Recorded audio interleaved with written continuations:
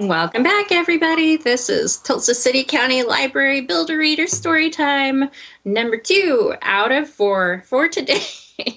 I'm Miss Tori. Let's get started. Hey, howdy, hello. It's a beautiful day. I'm glad you could join me as I talk and play, so come in. We'll write and sing, we'll smile for a while, and I'll read a few things. I've got stories to share and so much to be done. But if we all work together, we can make the day fun. I'm so happy you're here, you know. Hey, howdy, hello, let's go. All right, made a couple of mistakes there. It's good to make all your mistakes early in the morning, get them out of the way, and then the rest of your day you're good. You can trust me, I'm a professional. So it's a dark and stormy day outside, and you know what that means? Scary stories. It's okay, they're not really scary, they're children's books, but they're scary-ish. So just a reminder, this segment is more of an elementary age story time. So the books are going to be a little longer, require a little more attention. So this one is The Dark by Lemony Snicket. And it happens to be illustrated by John Klassen, who I previously mentioned is one of my favorites. He's the guy who illustrated Triangle that we just read a minute ago. So The Dark. Scary story. It's not really scary. I promise it's got a happy ending. I promise. The Dark by Lemony Snicket, illustrated by John Klassen. Laszlo was afraid of the dark.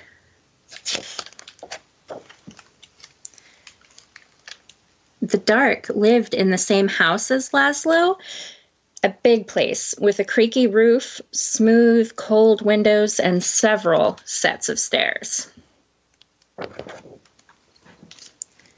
Sometimes the Dark hid in the closet. Sometimes it sat behind the shower curtain.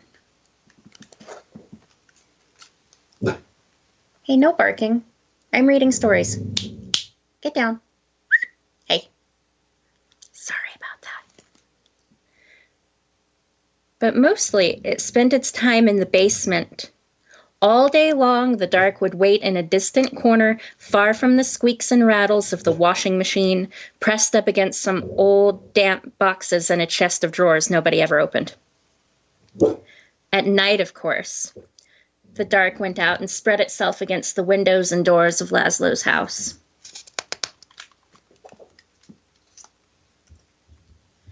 But in the morning, the Dark would be back in the basement where it belonged. Laszlo would peek at the Dark every morning. "Hi," he would say. "Hi, Dark." Laszlo thought that if he visited the Dark in the Dark's room, maybe the Dark wouldn't come visit him in his room. But one night, it did. "Laszlo," the Dark said in the dark. The voice of the Dark was as creaky as the roof of the house and as smooth and cold as the windows, and even though the Dark was right next to Laszlo, the voice seemed very far away. "What do you want?" asked Laszlo. "I want to show you something," said the Dark. In here?" "No," said the Dark. "Here?" No, said the Dark. "Downstairs." "Downstairs?" "Yes," said the Dark.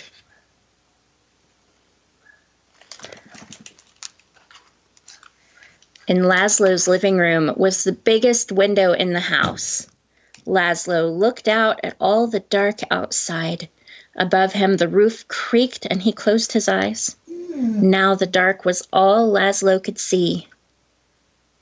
No, no, said the dark. Not there. Down here. In the basement? Asked Laszlo. Yes, said the dark. Laszlo had never dared come to the dark's room at night. Come closer, said the dark. Laszlo came closer. Even closer, said the dark.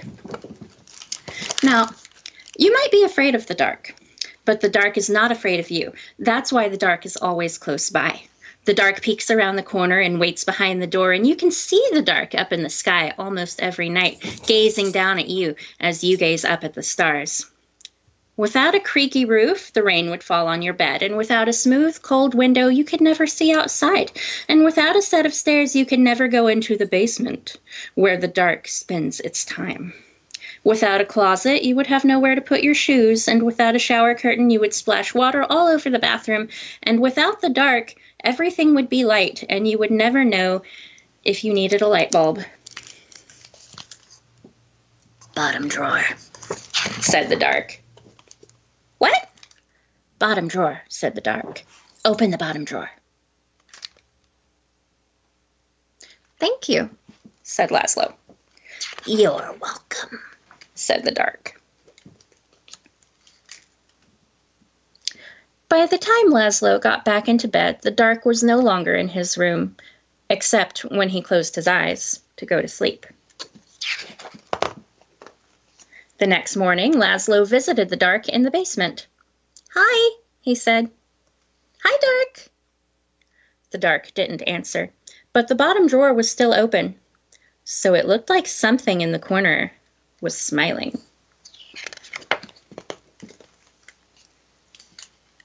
The dark kept on living with Laszlo, but it never bothered him again. The end. The Dark by Lemony Snicket. See, I told you it wasn't really scary. It was only scary-ish. Okay, shake your fingers out. We're going to do a little rhyme. It doesn't really rhyme. We're going to do a finger play. That's what it's called. In a dark, dark forest, make a tree. There's a dark, dark house. In the dark, dark house, there's a dark, dark room. In the dark, dark room, there's a dark, dark cupboard. In the dark, dark cupboard, there's a dark, dark box. And in the dark, dark box, there's nothing. There's nothing in there. Nothing in the dark. Okay, we're going to sing a little song about a ghost. This is one that I used to sing in elementary school, so it's totally safe for kids. This is called The Ghost of John. Have you seen the ghost of John? Long white bones with the skin all gone. Ooh, wouldn't it be chilly with no skin on? Let's go through that one more time.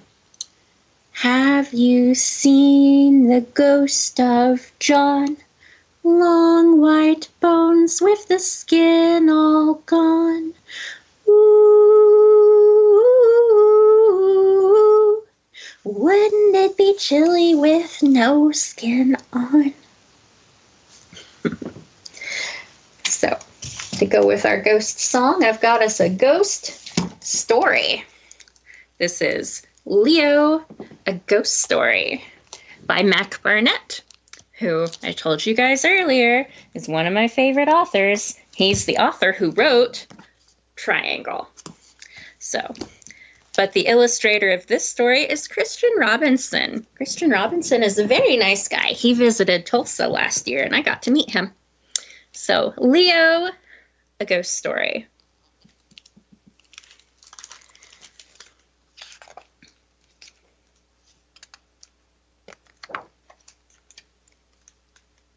This is Leo. Most people cannot see him. Hang on. Hey, I don't see him. Oh, there he is. But you can. Leo is a ghost. For many years, Leo lived by himself in a house on the edge of the city, reading books and drawing pictures in the dust.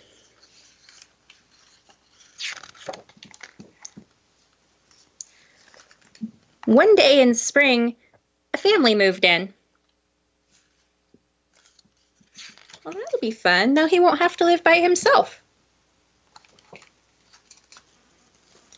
Leo was glad to have company. On the family's first night, he made them mint tea and honey toast. Leo thought he was being a good host. Uh-oh. They can't see him. But the family saw things differently. They hid in the bathroom and locked the door. "This house is haunted," said the man. "Gary, I'm scared," said the woman. "I hate tea," said the boy, "and I hate ghosts." They did not know that Leo was floating above the tub. He heard everything they said.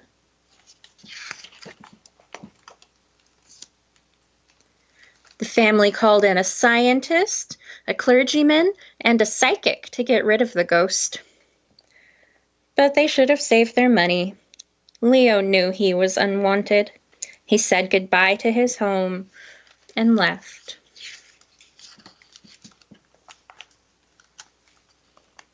"I've been a house ghost all of my life," Leo thought. "Maybe I would like being a roaming ghost for a while." So Leo roamed.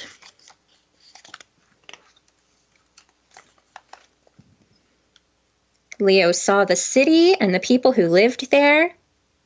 Nobody saw Leo. The city was not like Leo remembered it. Some places were wonderful. Some places were scary. Everywhere it was so noisy. Leo went to a street corner where his favorite candy store used to be. Now nothing was there. "Excuse me," he asked the police officer. "Do you know where—" The officer walked right through him. She didn't see him. There was an afternoon when Leo found himself roaming along a sidewalk covered in drawings. He came across a girl holding chalk in her hand. The girl looked up and stared right at Leo. "I'm Jane," she said. "What's your name?" It was so strange to be looked at that, at first, Leo said nothing. Finally, he replied, "I'm Leo." Jane nodded. "Leo, do you want to play Knights of the Round Table?" "Yes," Leo said, because he did. "Good," said Jane. "First you have to get knighted by the king." "Who is the king?" Leo asked. "I am," said Jane. "That's why I'm wearing this crown on my head." Leo looked at her head. He did not see a crown. Still, he kneeled down and was knighted on the spot. Leo and Jane sat at a table. "Sir Leo," said Jane, "meet Sir Ruffs, a loyal dog. Do you think he looks handsome in his armor?" "Yes," said Leo. He bowed at an empty chair. "And Sir Leo," said Jane, "this is Sir Muse, a loyal cat. Don't you find his whiskers wise-looking?" "I do," said Leo, and he bowed again. "And finally," said Jane, "this is Sir Squawks." Leo interrupted. "A loyal bird?" Jane frowned. "No," she said. "Sir Squawks is a giant hamster." "Oh," said Leo. I'm not wearing my glasses." Jane squinted at the chair. "I guess," she said. Jane, a woman's voice came from another room. Tell your imaginary friends goodbye and come down to dinner. Fine, said Jane. She turned to Leo. My mom doesn't think imaginary friends are worthwhile, but I think you're great. And with that, she stood up and went to the kitchen. Leo felt awful. She thinks I'm imaginary, he thought. If I tell her I'm a ghost, I will scare her away.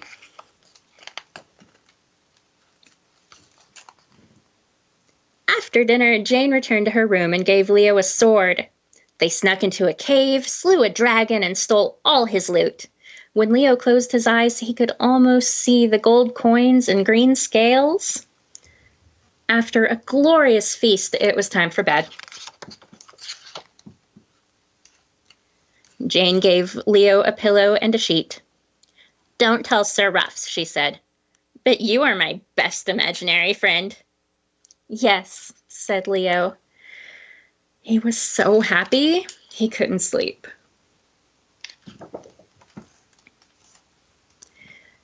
Leo went to the living room so he wouldn't wake Jane with his rustling. All night he lay on the floor designing his coat of arms. And so Leo was awake when a sneak thief climbed through the window. Halt! Cried Leo. But the thief passed through him on his way to the silverware.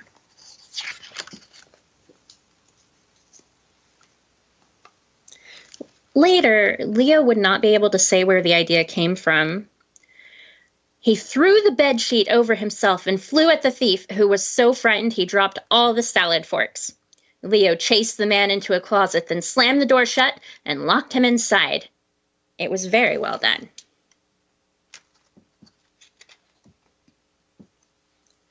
The sound of the door woke Jane, who called the police and roused her mother. A squad car came and hauled the man off to jail. That was that.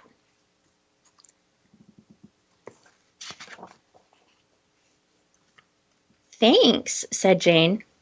You're welcome, said Leo. I'm glad I could help. But Leo, said Jane, if you're my imaginary friend, how did you scare that robber? Leo looked down at the carpet. Jane, I told you a lie. I am a ghost. I said I was your imaginary friend, but I'm not. I'm just your real friend. Oh, said Jane. Well, that's even better. And they went to the kitchen to have mint tea and honey toasts at midnight.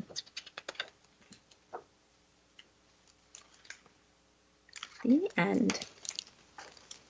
That was Leo, a ghost story. See, scary books don't have to be scary.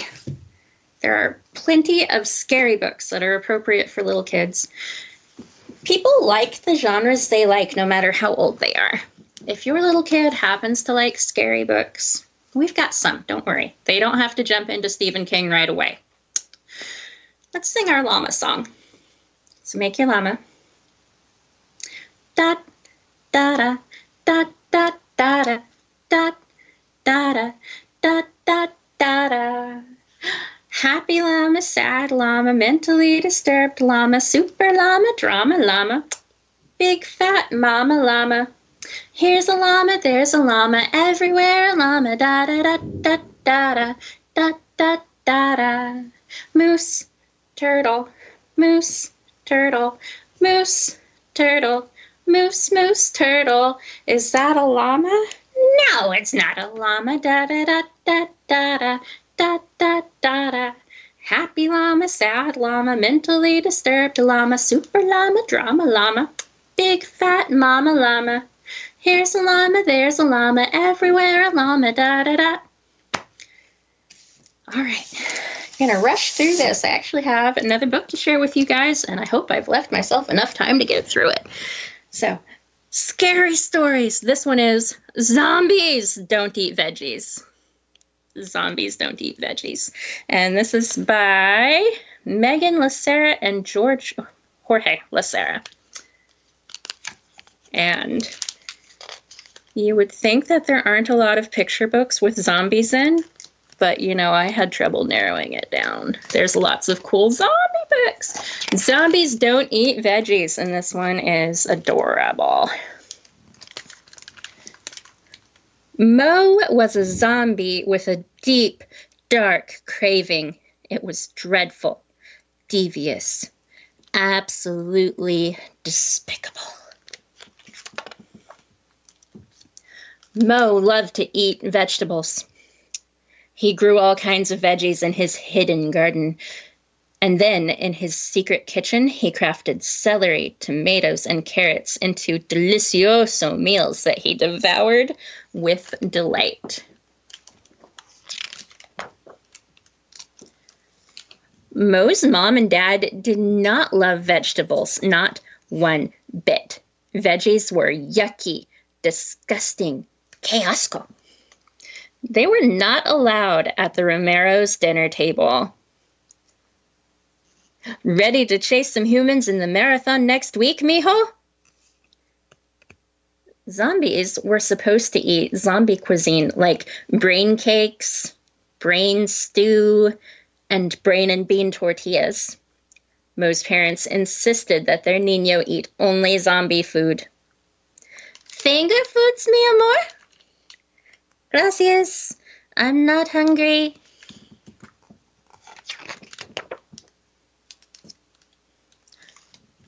Mo tried to convince his mom and dad to give peas a chance. He sneaked in vegetables whenever he could, such as this head of lettuce, grains.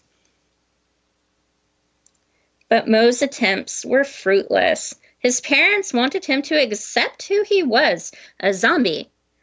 And zombies don't eat veggies.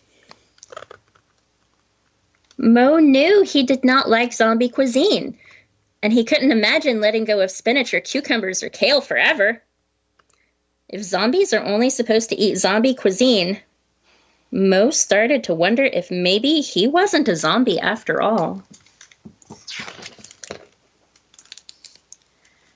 Day after day, Mo wondered how he could make his parents understand his love of veggies. His tomatoes were tantalizing. His cucumbers crispy, the peppers, perfection.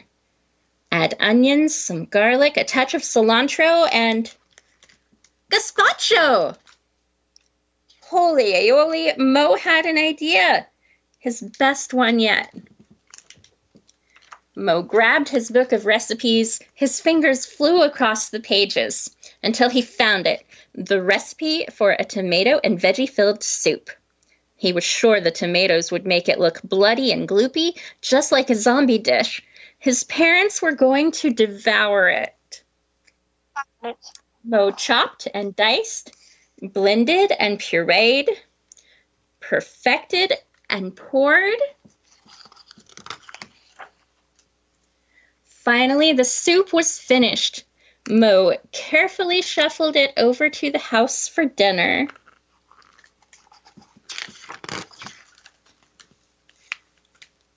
Where he found a feast fit for a zombie. Mo, you're just in time. Try some empanadas, mi amor. Prime cuts. Mira, I made spicy mayonnaise. They made all kinds of zombie foods. Oh my gosh, those look gross. Those are gross looking. I made something for you to try too. It's called blood bile bisque. Bon appetit! Gave it 5 brains. Smells strange. Looks delightful. 5 brains must be delicioso. They dug in.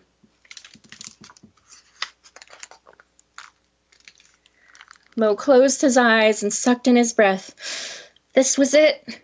They'd savor the soup. They'd ask from us. Mo imagined breakfasts, lunches, dinners, snacks, all vegetables, raw, cooked, steamed, and fried forever and ever. He saw all his dreams coming true until... Blech! Mo's parents did not like the soup.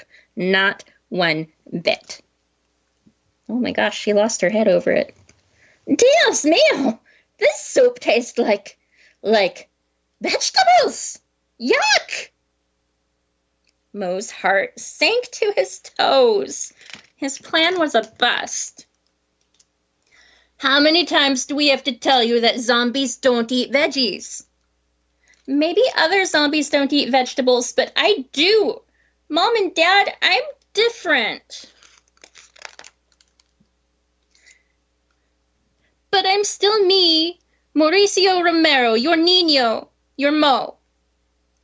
Mo reminded his parents that he liked chasing humans as they ran in marathons. He also loved doing the zombie shuffle under the moonlight with Mom, and he promised he'd always cheer for Dad during championship brain-eating competitions. He was a zombie, a Romero. He just liked to eat vegetables. Mo's parents loved their son and finally accepted that it was okay to be different. They even promised Mo they would eat more veggies for him, but only a teeny tiny bit. The Romeros knew that most zombies don't eat veggies, but they were more than zombies. They were a family. And at the end, there's a couple of recipes for you of zombie-appropriate vegetable dishes. So that was Zombies Don't Eat Veggies. It's one of my favorite books. Okay, that's all the time we've got for these stories. I'm going to sing a goodbye song. We're going to take a little break, and then we're going to come back for more story time. So, hope you enjoyed my scary stories. Here's our goodbye song. Well, goodbye, everybody. See you soon. Well, goodbye, everybody. See you soon. Well, goodbye, everybody. Well, goodbye, everybody. Well, goodbye, everybody. See you soon. And really quick, because we're almost out of time, sing it like a zombie. Brains. Brains, brains, brains, brains, brains, brains. Well, goodbye, everybody. See you soon. Well, goodbye, everybody. See you soon. Well, goodbye, everybody. Well, goodbye, everybody. Well, goodbye, everybody. See you soon. Okay, break time. Stick around for a few minutes and we'll read some more.